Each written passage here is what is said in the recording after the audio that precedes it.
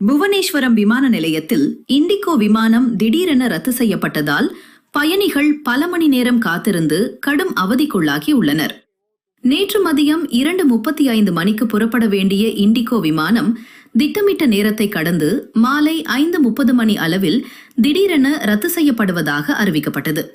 விமானம் தாமதமானது குறித்தோ அல்லது ரத்து செய்யப்பட்டது குறித்தோ ஊழியர்கள் முறையான தகவல்களை முன்கூட்டியே வழங்கவில்லை என பயணிகள் குற்றம் சாட்டுகின்றனர்.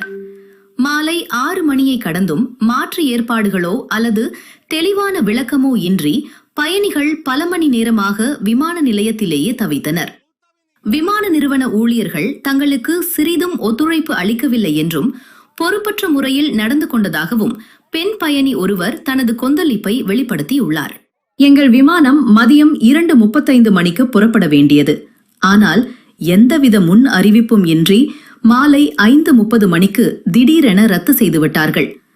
புவனேஸ்வரம் விமான நிலையத்தில் நாங்கள் தவித்து வருகிறோம். ஊழியர்களிடம் இருந்து எந்த ஒரு திருப்திகரமான பதிலும் இல்லை என பாதிக்கப்பட்ட பயணிகள் வேதனையுடன் தெரிவிக்கின்றனர்.